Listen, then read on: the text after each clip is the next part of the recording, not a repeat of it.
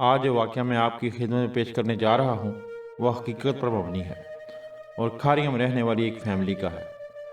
مجھے اس فیملی نے اجازت دی ہے کہ میں آپ کی خدمت میں وہ واقعہ پیش کروں، لیکن اس فیملی نے ان کی شناخت بتانے سے منع کیا ہے، اس لیے میں اس واقعہ میں نام تبدیل کر دوں گا۔ آئیے اس فیملی کی زبانی واقعہ آپ کی خدمت میں پیش کرتا ہوں۔ کھاریاں شہر میں ایک فیملی رہتی ہے جن کی ایک پیاری سی بیٹی ہے جس کا نام آبدہ ہے۔ آبدہ کی عمر 14 سال ہے۔ آبدہ بہت ذہین اور ہونہار بچی ہے۔ کچھ عرصہ پہلے اس فیملی کے ساتھ عجیب و غریب واقعہ پیش آیا جس کا وہ تصور بھی نہیں کر سکتے تھے۔ جب اس فیملی کو پتہ چلا تو وہ بہت حیران اور خوفزدہ ہوئے۔ آبدہ کے والد کا نام اسلم اور والدہ کا نام نور ہے۔ آبدہ 9ویں جماعت کی طالبہ ہے اور وہ گورنمنٹ اسکول میں پڑھتی ہے۔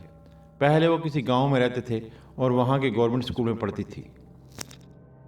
کھاریاں شہر میں اس کے ماموں رہتے تھے اور کسی نے ان سے کہا کہ شہر کی پڑھائی اچھی ہوتی ہے، تو پھر جب آبدہ 9ویں جماعت میں ہوئی تو وہ ماموں کے گھر میں آ گئے۔ یہ تب کی بات ہے جب آبدہ گاؤں رہتی تھی۔ آبدہ صبح 7 بجے اسکول جاتی اور جس راستے سے جاتی تھی اس راستے میں ایک بڑا قبرستان تھا۔ آبدہ کو اسکول سے 2 بجے چھٹی ہوتی تھی اور پھر وہ اسکول کے پاس ہی رہائش پذیر ایک ٹیچر کے پاس ٹیوشن پڑھتی اور سپہر کو 5 بجے واپس آتی۔ اتوار کو اسکول اور ٹیوشن سے چھٹی ہوتی تھی۔ جب آبدہ کے امتحان نزدیک آئے تو اس کی ٹیوشن ٹیچر نے بھی اسے امتحان کی تیاری کرانا شروع کر دی، جس کی وجہ سے اسے ٹیوشن سے دیر ہو جاتی اور وہ شام کے 6 بجے فارغ ہوتی۔ جس دن اس کے ٹیوشن پر ٹیسٹ ہوتے تھے اس دن وہ دیر سے فارغ ہوتی تھی۔ وہ پہلے ہی گھر میں بتا لیتی تھی کہ وہ آج لیٹ فارغ ہوگی اور اس کا بھائی اسے جا کر لے آتا تھا۔ ایک دن آبدہ کے والد صاحب شدید سردی کی وجہ سے بیمار ہو گئے اور انہیں سردی لگ گئی۔ ان کی طبیعت مزید بگڑ گئی۔ اسلم انہیں ڈاکٹر صاحب کے پاس لے گیا، جس کی وجہ سے وہ اپنی بہن آبدہ کو لینے نہیں جا سکا۔ اسلم اپنے والد صاحب کو لے کر رات کو 8 بجے گھر آیا۔ ادھر آبدہ ٹیوشن سے شام کے 7 بجے فارغ ہوئی۔ آبدہ نے اسی قبرستان سے گزر کر گھر آنا تھا۔ آبدہ آہستہ آہستہ گھر جا رہی تھی۔ وہ قبرستان کے گیٹ پر پہنچی تو اس کو عجیب قسم کا خوف محسوس ہوا۔ ایسا اسے پہلے کبھی محسوس نہیں ہوا تھا۔ اسے ایک انجانا سا خوف محسوس ہو رہا تھا۔ وہ آہستہ آہستہ دبے پاؤں قبرستان میں داخل ہو گئی۔ معلوم نہیں کیوں اس کا جی چاہ رہا تھا کہ وہ وہاں سے واپس لوٹ جائے۔ اس کے حواس اس کا ساتھ نہیں دے رہے تھے اور وہ اس انجانے خوف کو لے کر بہت پریشان تھی۔ واپس بھی تو وہ نہیں جا سکتی تھی۔ اگر واپس جاتی تو کہاں جاتی، اور اگر وہ ٹیچر کے گھر جاتی تو ٹیچر کو کیا جواب دیتی کہ واپس کیوں آئی ہے۔ خیر، وہ قبرستان میں آگے بڑھنے لگی۔ شام کا وقت تھا اور سردیوں کا موسم تھا۔ آبدہ چادر لپیٹے قبرستان میں سے گزر رہی تھی۔ وہ قبرستان میں تھوڑا آگے گئی تو اس کو کسی عورت کے رونے کی آواز آئی۔ اس نے سوچا کہ کسی کا کوئی اپنا فوت ہوا ہوگا جس کی وجہ سے کوئی رو رہا ہوگا۔ اس نے آگے پیچھے دیکھا لیکن رونے والی عورت اسے کہیں نظر نہ آئی۔ تھوڑی دیر کے بعد رونے کی آواز بند ہو گئی۔ آبدہ ادھر ادھر دیکھتی رہی کہ رونے کی آواز کہاں سے آ رہی تھی، لیکن اسے وہ رونے والی عورت کہیں بھی نظر نہیں آئی۔ عجیب ماجرا تھا۔ آبدہ ابھی اس رونے کی آواز کے بارے میں سوچ ہی رہی تھی کہ وہ آواز دوبارہ آئی۔ اس بار وہ آواز بہت دردناک تھی اور ایسا لگ رہا تھا کہ جیسے کوئی حد درجہ صدمے کا شکار ہے اور دل برداشتہ ہو کر رو رہا ہے۔ آبدہ نے کچھ سوچتے ہوئے تیزی سے چلنا شروع کر دیا۔ جیسے جیسے وہ آگے بڑھتی اس آواز میں اور زیادہ شدت آتی جا رہی تھی۔ اب اس آواز میں اس حد تک شدت آ گئی تھی کہ اس کے لیے ناقابل برداشت ہو گیا تھا۔ آبدہ نے سوچا کہ پتہ نہیں کون ہے جو اتنی دردناک آواز میں رو رہا ہے۔ آبدہ آگے جانے کی بجائے پیچھے کی جانب چل دی۔ وہ اس عورت کو ملنا چاہتی تھی اور اس کے دکھ میں شریک ہونا چاہتی تھی۔ اس کی دکھ بھری آواز سن کر تو آبدہ کا دل بھی بیٹھا جا رہا تھا، لیکن آبدہ کے ذہن میں ایک سوچ یہ بھی تھی کہ رات کا وقت ہے اور اس وقت قبرستان میں کون رو رہا ہے، کیونکہ قبرستان میں دن میں لوگ آتے ہیں اور اپنے پیاروں سے مل کر واپس گھروں کو چلے جاتے ہیں، اور یہ پتہ نہیں کون سی عورت تھی جو کہ رات کو قبرستان میں آئی تھی اور اتنی درد بھری آواز میں رو رہی تھی۔ عابدہ نے اسے بہت تلاش کیا لیکن وہ نہیں ملی۔ عابدہ کا دل وہ آواز سن کر پسیج رہا تھا۔ عابدہ بڑے نازک دل کی مالک تھی اور بہت حساس تھی۔ وہ ایک ایسی بچی تھی جو کہ فلم دیکھتے ہوئے کسی معمولی سے جذباتی منظر پر رو پڑتی تھی، اور یہ تو پھر بھی بہت دردناک آواز تھی۔ اس نے قبرستان سے گزرتے ہوئے پہلے کبھی اتنی دردناک آواز نہیں سنی تھی۔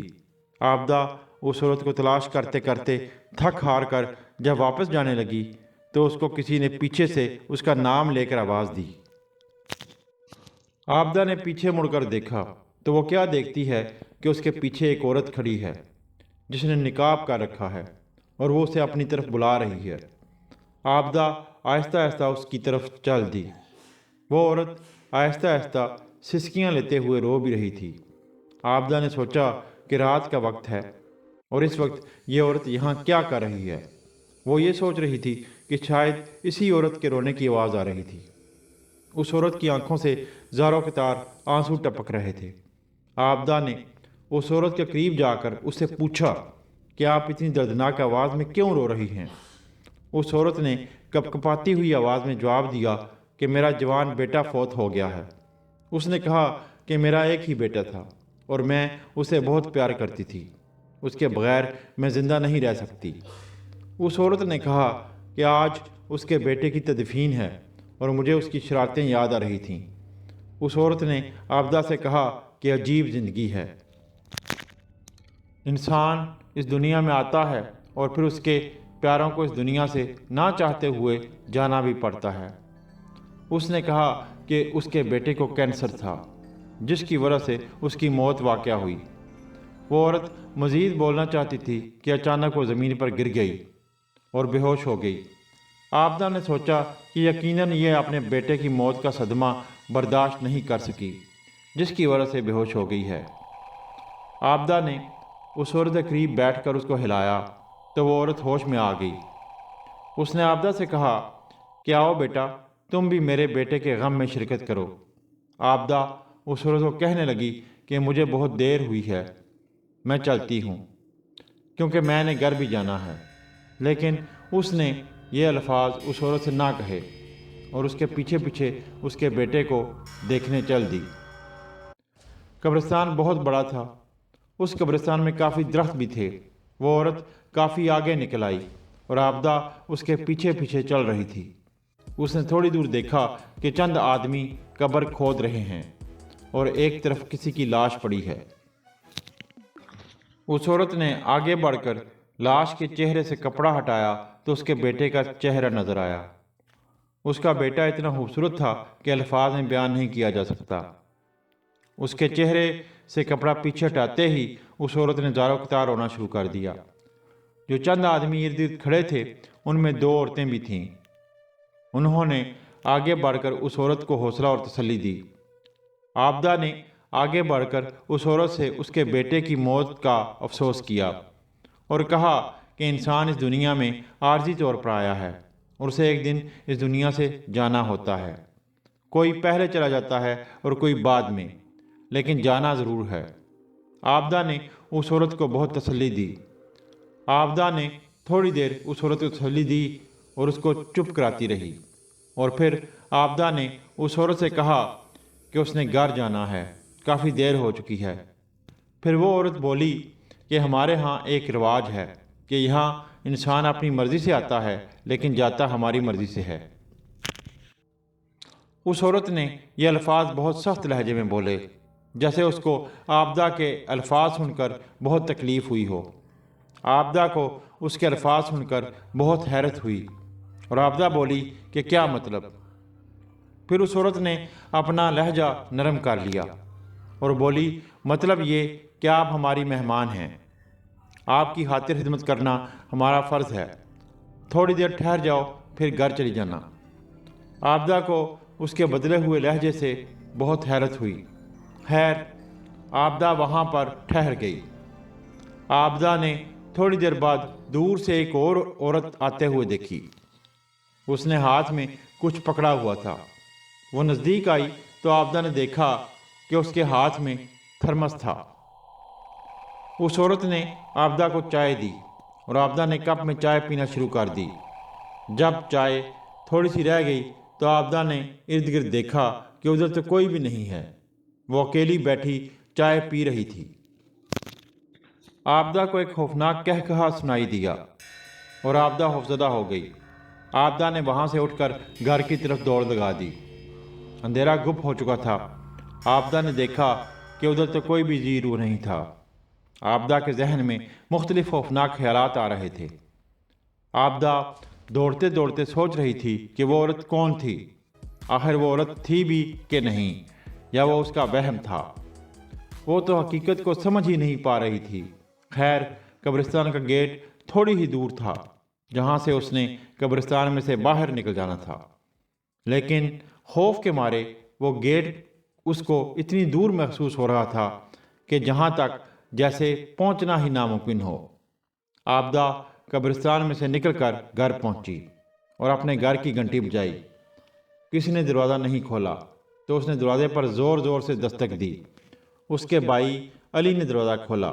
گھر والے سارے پریشان تھے کہ پتہ نہیں آبدہ کدھر گم ہو گئی ہے۔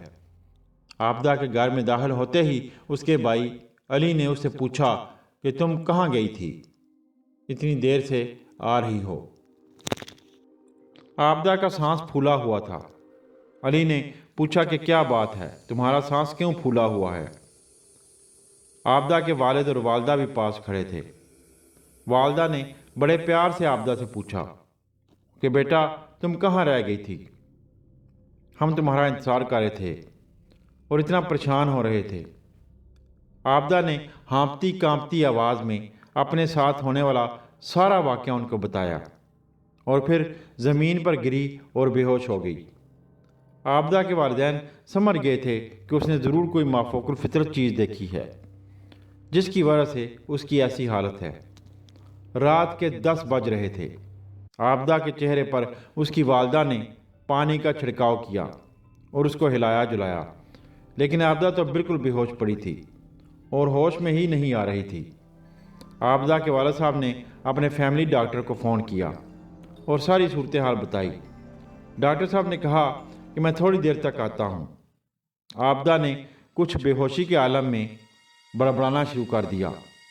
وہ کچھ بول رہی تھی جو کہ اس کی فیملی سمجھ نہیں پا رہی تھی۔ اس نے صرف ایک لفظ ایسا بولا جس کی اس کی فیملی کو سمجھ آ گئی، اور وہ تھا عورت۔ خیر، دروازے پر دستک ہوئی۔ آبدہ کے والد صاحب نے دروازہ کھولا تو سامنے ڈاکٹر صاحب تھے۔ ڈاکٹر کا نام سلیم تھا اور وہ ان کے فیملی ڈاکٹر تھے جو کہ کافی عرصہ سے ان کے گھر آتے جاتے تھے۔ اگر کوئی ان کے گھر میں بیمار ہو جاتا تو ڈاکٹر سلیم ہی اسے چیک کرتے اور دوا دیتے تھے۔ ڈاکٹر صاحب اندر داخل ہوئے اور آبدہ کو دیکھا کہ وہ بے ہوش پڑی ہے۔ ڈاکٹر صاحب نے اسے چیک کیا۔ ڈاکٹر صاحب نے کہا کہ یہ کسی چیز کے خوف کی وجہ سے بے ہوش ہو گئی ہے۔ اس نے کوئی ایسی چیز دیکھی ہے جس کی وجہ سے اس پر ابھی تک خوف طاری ہے اور اس خوف کی حالت سے یہ باہر نہیں نکل پا رہی ہے۔ آبدہ کی والدہ نے ڈاکٹر صاحب کو پھر آبدہ کے ساتھ رونما ہونے والا سارا واقعہ بتایا۔ ڈاکٹر صاحب نے کہا کہ یہ روحانی مسئلہ ہے، بہرحال میں دوا دے لیتا ہوں اور انجیکشن لگا لیتا ہوں، اس کو تھوڑی دیر میں ہوش آ جائے گا۔ آبدہ کی والدہ بولی کہ کتنی دیر میں؟ ڈاکٹر صاحب بولے کہ پریشان نہ ہوں، اس کو خوف کی حالت میں سے نکلنے میں کچھ وقت تو لگے گا، یہ تھوڑی دیر میں انشاءاللہ ہوش میں آ جائے گی۔ ڈاکٹر صاحب دوا دے کر چلے گئے۔ ساری فیملی پریشان آبدہ کے سرہانے بیٹھی تھی کہ آبدہ کو ہوش ابھی آتا ہے، لیکن ساری رات گزر گئی اور آبدہ کو ہوش نہ آیا۔ صبح آبدہ نے پھر بے ہوشی کے عالم میں منہ میں کچھ بڑبڑانا شروع کر دیا۔ ساری فیملی اس کے گرد اکٹھی ہو گئی اور سننے لگی کہ آخر وہ کیا کہہ رہی ہے، لیکن کسی کو کچھ سمجھ نہ آئی۔ آبدہ کے والد صاحب بولے کہ شاید یہ وقت کے اسی پل میں پھنسی ہوئی ہے جب اس کو وہ عورت ملی، ادھر سے باہر ہی نہیں آ پا رہی ہے۔ صبح ہو چکی تھی اور جیسے جیسے ان کے رشتہ داروں کو آبدہ کی حالت کا معلوم ہو رہا تھا تو وہ پتہ کرنے آنے لگے۔ آبدہ کی ایک ممانی تھیں جو کہ اس کا پتہ کرنے آئیں، اور انہوں نے آبدہ کی والدہ سے کہا کہ اسے کسی روحانی عامل کو چیک کرائیں، کیونکہ لگتا ہے کہ یہ کسی ماورائی مخلوق کے قبضے میں ہے۔ آبدہ کے گھر کے ساتھ ہی تھوڑی دور ایک عامل رہتا تھا۔ آبدہ کے والد صاحب اسے جانتے تھے۔ آبدہ کے والد صاحب گئے اور اس عامل کو گھر میں بلا لائے۔ جیسے ہی وہ عامل گھر میں داخل ہوا، آبدہ کا سارا جسم بے ہوشی کے عالم میں کانپنا شروع ہو گیا۔ عامل نے آبدہ کی فیملی سے کہا کہ مجھے ایک چھری چاہیے۔ آبدہ کی والدہ نے عامل کو چھری لا کر دی۔ عامل نے کچھ پڑھ کر چھری پر پھونک ماری اور آنکھیں بند کر کے اس چھری کو ہاتھ میں پکڑ کر اپنی پیشانی سے لگایا۔ عامل کچھ پڑھائی کر رہا تھا۔ اس نے پڑھائی کرتے کرتے آنکھیں کھولیں۔ عامل نے کہا کہ یہ مسئلہ اس کی دسترس سے باہر ہے، کیونکہ آبدہ کے جسم پر ایک فرد نہیں بلکہ پورے کنبے نے قبضہ کر رکھا ہے، اور وہ اسے اتنی آسانی سے نہیں چھوڑیں گے، کیونکہ آبدہ کی وجہ سے انجانے میں ان کے بیٹے کی موت ہو گئی ہے۔ عامل نے بتایا کہ آبدہ گھر آ رہی تھی کہ اسے راستے میں کسی چیز سے ٹھوکر لگی اور انجانے میں جنات کے بیٹے کی موت ہو گئی۔ عامل نے کہا کہ یہ میرے بس کی بات نہیں ہے، میں اپنے استاد سے بات کرتا ہوں، ہو سکتا ہے کہ وہ اس کام کو ہاتھ ڈال لیں۔ عامل انہیں ساری تفصیل بتا کر چلا گیا۔ عامل نے جاتے جاتے کہا کہ میں اپنے استاد کو تھوڑی دیر میں لے کر آتا ہوں، تاکہ وہ بھی دیکھ لیں کہ کیا وہ اس مسئلے کو حل کر سکتے ہیں کہ نہیں۔ ساری فیملی سخت پریشان تھی، اور عامل نے جو بیٹے کی موت والی بات بتائی تھی اس سے تو پریشانی میں مزید اضافہ ہو گیا۔ آبدہ کے والد صاحب جس عامل کو بلا کر لائے تھے وہ کوئی معمولی عامل نہیں تھا۔ آبدہ کے والد صاحب اسے اچھی طرح جانتے تھے۔ اس نے کئی روحانی مسئلے حل کیے تھے اور زیادہ دیر بھی نہیں لگائی تھی، لیکن جب اس عامل نے کہا کہ یہ مسئلہ اس کے بس کی بات نہیں ہے تو آبدہ کے والد صاحب بہت پریشان ہو گئے۔ تھوڑی دیر میں وہ عامل جس کا نام شکیل تھا اپنے استاد نوید کو لے آیا۔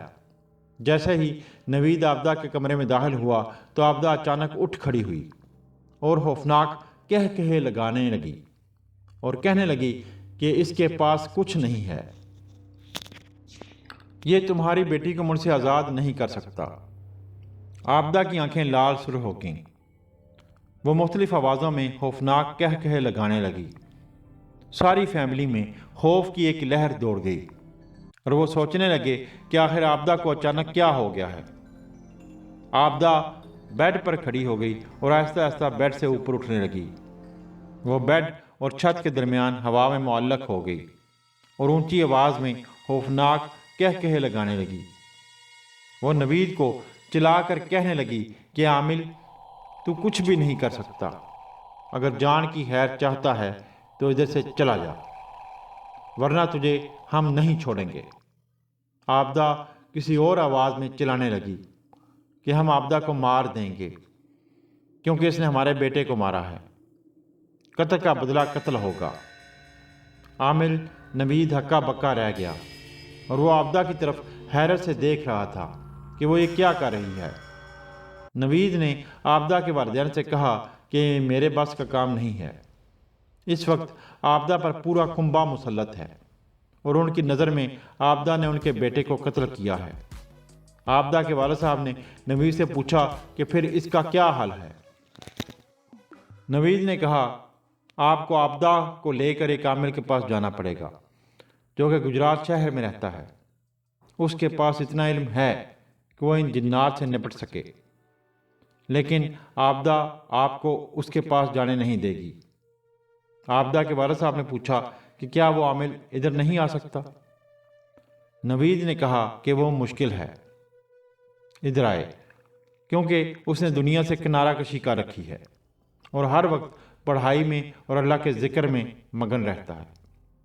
نوید نے کہا کہ اول تو اس کی مہربانی ہوگی کہ وہ آبدہ کے ساتھ جو مسئلہ ہے اس سے نپٹنے کے لیے مان جائے۔ آبدہ کے والد صاحب نے کہا کہ آپ اس سے بات کر لیں، ہم آبدہ کو ادھر لے جاتے ہیں۔ نوید نے کہا کہ میں اس سے فون پر بات کرتا ہوں۔ نوید نے اس عامل کی طرف فون کیا اور اسے بات کی۔ اس عامل کا نام جمشید تھا۔ وہ تو مان ہی نہیں رہا تھا۔ بڑی مشکلوں سے نوید نے اس کو راضی کیا اور جمشید نے کہا کہ اس بچی کو لے کر ادھر آ جائیں۔ نوید نے اس کا شکریہ ادا کیا۔ نوید نے عابدہ کے والدین سے کہا کہ ہمیں عابدہ کو گجرات اس عامل کے پاس لے کر جانا ہوگا۔ نوید بولا صرف وہ شخص ہی عابد کو ٹھیک کر سکتا ہے اور کوئی ایسا شخص نہیں ہے جو کہ اس مسئلے کو ہاتھ ڈالے گا۔ اب عابدہ اپنے بیڈ پر بے ہوش پڑی تھی۔ جیسے ہی عابدہ کے والدین اسے اس عامل کے پاس لے کر جانے لگے تو عابدہ اٹھ کھڑی ہوئی اور بولی میں نہیں جاؤں گی۔ عابدہ کا بھائی اور اس کے والدین اس سے زبردستی لے کر جانے لگے تو اس میں اتنی زیادہ طاقت آ گئی کہ اس نے ان سب کو زمین پر گرا دیا۔ سب پریشان ہو گئے کہ آخر عابدہ کو کیسے لے کر جائیں۔ عابدہ کے والد صاحب نے نوید سے کہا کہ آپ جمشید سے بات کریں اور اسے کہیں کہ عابدہ تو آ ہی نہیں رہی ہے۔ اس میں اتنی طاقت آ چکی ہے کہ ہم سب بھی مل کر اسے قابو نہیں کر سکتے۔ نوید نے اس عامر کو فون کیا اور جمشید سے کہا کہ عابدہ نہیں آ رہی ہے، اسے قابو کرنا مشکل ہو رہا ہے۔ جمشید نے کہا کہ اس کے گلے میں ایک تعویذ ڈالنا ہوگا اور تعویذ کے ڈالتے ہی وہ جنات اسے دور ہو جائیں گے اور پھر عابدہ ادھر آ جائے گی۔ جمشید نے کہا کہ کوئی تعویذ آ کر لے جائے۔ نوید نے کہا کہ ٹھیک ہے۔ نوید نے عابدہ کے والد کو ایک سائڈ پر کر کے ساری بات بتائی اور کہا کہ میں جمشید کے پاس جاتا ہوں اور وہ تعویذ لے آتا ہوں، آپ تب تک میرا انتظار کریں۔ عابدہ کے والد صاحب نے کہا ٹھیک ہے۔ عامل نوید تعویذ لینے چلا گیا۔ عابدہ کی ساری فیملی اس کی یہ حالت دیکھ کر بڑی پریشان تھی۔ عابدہ کی والدہ نے تو رونا شروع کر دیا۔ شکیل نے عابدہ کی والدہ کو تسلی دی اور کہا کہ آپ پریشان نہ ہوں، اللہ سب ٹھیک کر دے گا۔ شکیل نے کہا کہ اگر ہم ہی ہمت ہار بیٹھیں گے تو پھر یہ مسئلہ حل کیسے ہوگا؟ شکیل نے کہا کہ پریشان نہ ہوں، ہمیں وہ شخص مل گیا ہے جو کہ عابدہ کو ٹھیک کر سکتا ہے۔ اب وہ ٹھیک ہو جائے گی، بس وہاں پر جانے کی دیر ہے۔ اتنے میں عامل نوید آ گیا اور وہ نیچے بیٹھ گیا اور اس نے کچھ پڑھنا شروع کر دیا۔ عابدہ نے پھر خوفناک آواز میں چلانا شروع کر دیا۔ وہ آواز ایک نہیں تھی بلکہ بہت سی آوازیں تھیں۔ وہ اتنی خوفناک آوازوں سے چلا رہی تھی کہ وہ آوازیں سن کر کسی کا بھی دل دہل جائے۔ پھر عابدہ خاموش ہو گئی۔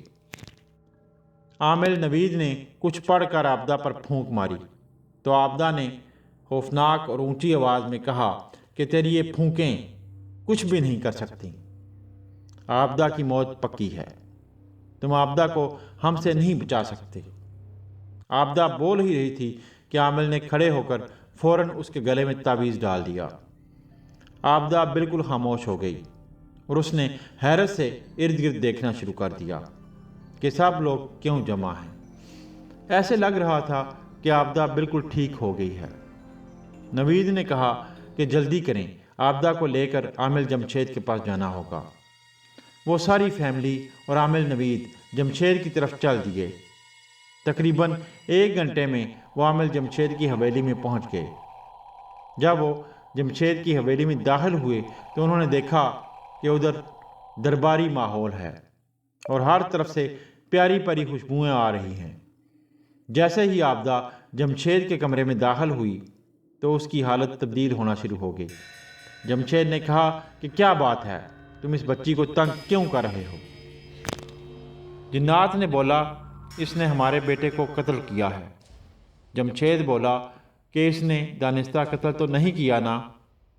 اگر یہ دانستہ قتل کرتی پھر تو یہ سزا کی حقدار تھی، لیکن یہ قتل اس بچی سے انجانے میں ہوا ہے، اس لیے یہ سزا کی حقدار نہیں ہے۔ جنات نے کہا ہمارا اتنا پیارا بیٹا تھا، وہ قبرستان میں کھیل رہا تھا اور اس نے اسے قتل کر دیا۔ جمشید بولا کہ اسے تمہارا بیٹا کھیلتے ہوئے نظر تو نہیں آیا نا؟ جمشید نے کہا کہ اس بچی کو چھوڑ دو، اس نے تمہارا کچھ بھی نہیں بگاڑا۔ تمہارے بیٹے کی موت انجانے میں ہوئی ہے۔ ہر انسان نے ایک دن اس جہان فانی سے جانا ہے، اس کے لیے ایک دن مقرر ہے۔ تمہارے بیٹے کی موت اسی طرح لکھی ہوئی تھی، سو ہو گئی۔ اب تم اسے بلا وجہ تکلیف دے رہے ہو، اسے چھوڑ دو۔ عامل جمشید نے جنات سے کہا کہ دیکھو، میں بھی اللہ کی مخلوق ہوں اور تم بھی۔ میں تمہارے ساتھ زبردستی نہیں کرنا چاہتا، میں تمہیں پیار سے، محبت سے سمجھا رہا ہوں کہ تمہارے بیٹے کی موت میں عابدہ کی کوئی غلطی نہیں ہے، اس کو چھوڑ دو۔ جب عامل نے یہ الفاظ بولے تو جنات خاموش ہو گئے۔ جنات نے کہا کہ ٹھیک ہے، ہم اسے چھوڑ دیتے ہیں۔ عامل نے کہا کہ جاتے جاتے نشانی دے کر جانا۔ عابدہ بے ہوش ہو کر زمین پر گر گئی۔ تھوڑی ہی دیر بعد برتنوں کے گرنے کی آواز آئی، یہ جنات کے جانے کی نشانی تھی۔ عابدہ تھوڑی دیر بعد ہوش میں آ گئی اور وہ آس پاس دیکھ کر بہت حیران ہو رہی تھی۔ عابدہ کے والدین نے اللہ کا شکر ادا کیا کہ عابدہ ٹھیک ہو گئی ہے۔ عابدہ کے والدین نے عامر کو ہدیہ دینے کی بہت کوشش کی، لیکن اس نے پیسے نہیں لیے۔ عابدہ کے والدین عابدہ کو لے کر خوشی خوشی گھر چلے گئے۔ اب عابدہ ٹھیک ٹھاک ہے اور اپنی زندگی خوشی سے گزار رہی ہے۔